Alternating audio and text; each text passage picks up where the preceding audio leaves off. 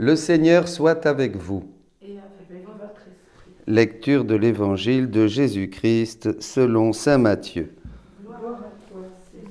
En ce temps-là, comme Jésus était entré à Capharnaüm, un centurion s'approcha de lui et le supplia. « Seigneur, mon serviteur est couché à la maison, paralysé, et il souffre terriblement. » Jésus lui dit, « Je vais aller moi-même le guérir. » Le centurion reprit, « Seigneur, je ne suis pas digne que tu entres sous mon toit, mais dis seulement une parole et mon serviteur sera guéri. Moi-même qui suis soumis à une autorité, j'ai des soldats sous mes ordres.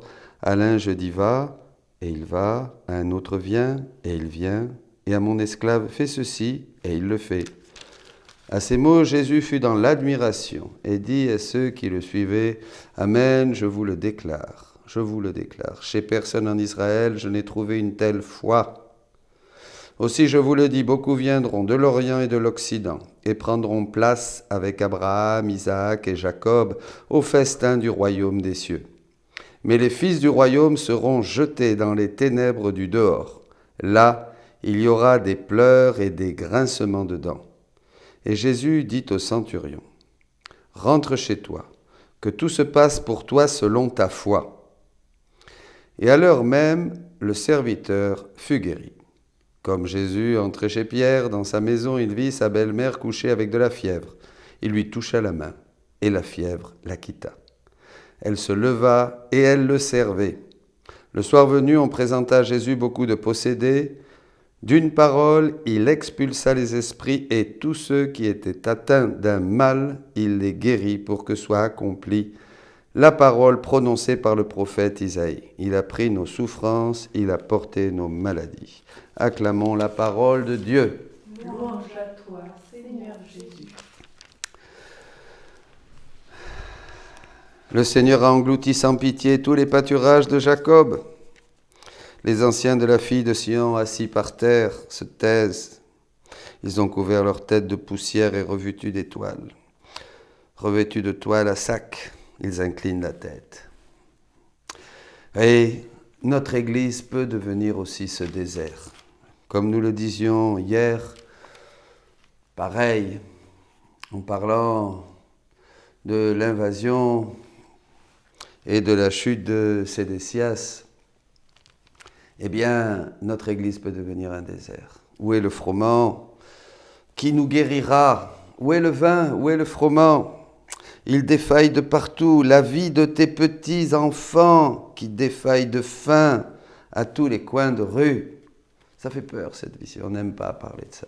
Pourtant, le catéchisme de l'Église parle de la fin de l'Église, de la passion de l'Église qui sera ressemblante à la passion du Christ.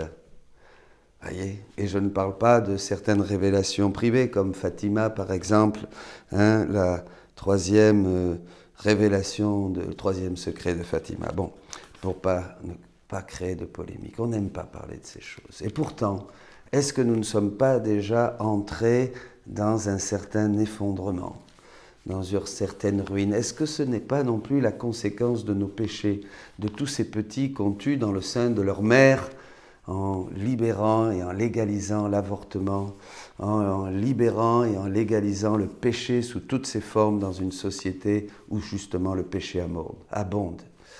Alors, il faut être clair sur ces choses, bien sûr, pour être ajusté au temps que nous vivons, vous comprenez ? Et voilà, alors qu'est-ce que va faire le Seigneur ? Eh bien, il le dit aussi dans le livre du ciel, malgré que l'homme descend de plus en plus dans le péché, eh bien, il prépare un temps de grâce et de bénédiction après une certaine purification qui a déjà commencé. Nous sommes purifiés, bien sûr. Regardez ce qui s'est passé durant ce temps du confinement. Pourtant, ça a été un temps de grâce pour beaucoup. Beaucoup nous écrivent et nous disent, grâce au confinement, j'ai rencontré le Seigneur, grâce au confinement, j'ai pu méditer, grâce au confinement. Il y en a même qui disent, j'aurais voulu que ça continue, on était tellement bénis, tellement dans l'intimité de Dieu. Et oui, Dieu nous conduit au désert et il parle à nos cœurs. Il a dit une parole à ces hommes et à ces femmes. Et ici, pareil, Seigneur, seulement dis une parole et mon serviteur sera guéri. Cette parole, c'est Jésus. Cette parole, c'est, comme dit Saint Jean de la Croix, le Père n'a dit qu'une seule parole dans un silence éternel et l'âme qui veut la recevoir doit s'établir dans le silence. C'est la parole, c'est le Verbe, c'est la parole de Dieu qui vient, qui nous guérit, là, qui passe en faisant le bien et en libérant des démons, en libérant des maladies, dira aussi les Actes des Apôtres. Sa parole parcourt la surface de la terre et illumine le cœur de l'homme pour lui rappeler la bénédiction. Et la bénédiction, dira Jésus, c'est d'être à la image et à la ressemblance de Dieu. Mais nous sommes difformes. Eh bien, il vient nous redonner la forme de Dieu. Lui, le Dieu fait homme, il vient nous diviniser, nous humaniser. Il s'est humanisé pour nous diviniser. C'est extraordinaire, c'est ce Verbe, c'est cette parole qui nous guérit. Cette parole, il faut bien sûr, pour guérir, il faut qu'elle soit écoutée, accueillie, pratiquée. Dans le livre du ciel, Jésus dit qu'il faut écouter, lire, méditer chaque parole, pas lire de suite comme ça, je vous l'avais déjà dit hier. Il faut méditer ces paroles, il faut s'en nourrir, s'en abreuver. C'est extraordinaire, mes amis. Une seule parole, il a dit une parole et nous sommes guéris. Jésus est notre guérison.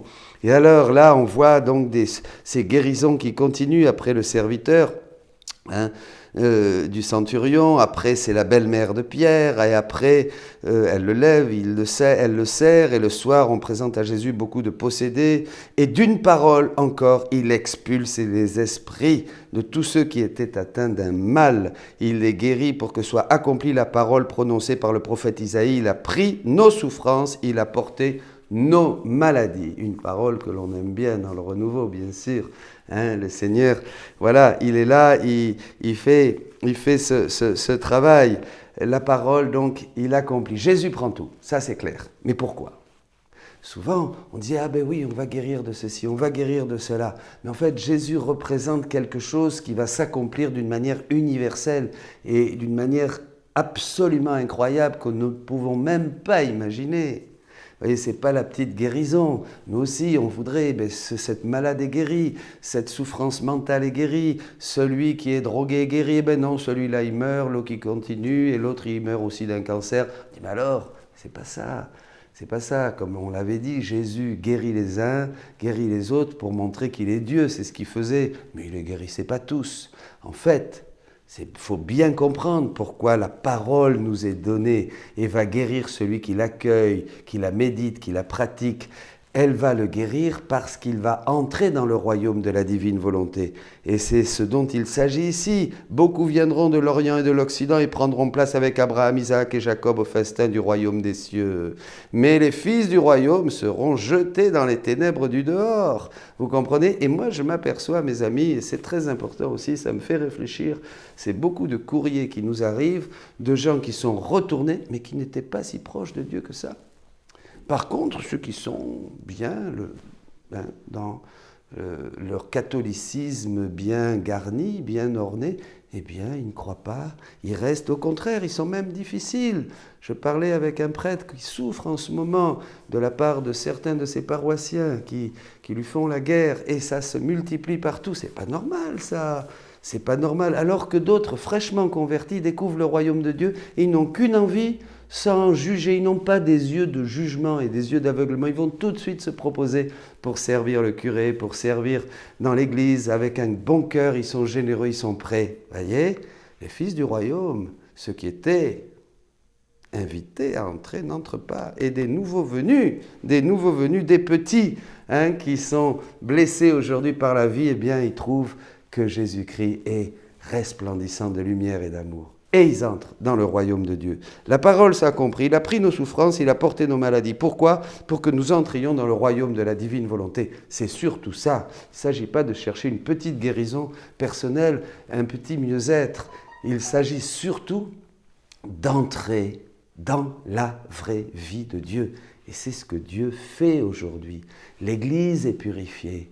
Ceux qui étaient invités au festin des noces de l'agneau, eh bien non, ils se trouvent un peu comme il s'est passé du temps de Jésus avec Israël, écartés, voyez. Et d'autres, des nouveaux venus, des fraîchement convertis, les ouvriers de la dernière heure, accueille la parole de Dieu avec foi. 2 fois il est question de foi. La foi que le Seigneur, présent au milieu de nous par sa divine volonté, veut faire revenir l'homme au rang, à l'ordre et à la finalité pour laquelle il a été créé. Ils accueillent le royaume de la divine volonté. Ils accueillent des grâces inouïes, merveilleuses, de transformation, de divinisation, de bonheur, de joie, de libération, de lumière. Ils deviennent contemplatifs. Ils ne sont pas dans des couvents. Ils sont à la cuisine, comme disait Sainte Thérèse, au milieu des marmites avec le bon Dieu. C'est pas beau ça? C'est une belle vision de la vie dans la divine volonté. Ils sont dans l'autobus, ils sont dans le métro, ils ont des enfants, ils sont célibataires, ils sont prêtres, ils sont dans l'activité, ils sont peut-être aussi dans un couvent. Et ils sont dans le royaume de la divine volonté. Ils accueillent pleinement la grâce de ce temps. Mes amis, ne laissons pas passer cette aubaine. Jésus passait par là, ce centurion, qui était? C'était un juif? Non. C'était quelqu'un qui judaïsait certainement. Eh bien, il a vu, il a reconnu que c'était Jésus. Et il a dit, oui, Seigneur, je ne suis pas digne, moi. Je ne suis pas un bon juif pratiquant, je ne suis pas un bon catho pratiquant, Seigneur, je suis un pauvre, je ne suis pas digne d'entrer dans le temple de Jérusalem. Je ne peux pas m'asseoir à la table de ceux qui célèbrent le Shabbat. Je ne peux même pas rentrer dans une maison, je ne peux rien toucher, je suis impur. Mais il a eu foi. Et cette foi l'a fait entrer dans le royaume. Amen. Ça, c'est pour chacun de nous. Soyez bénis.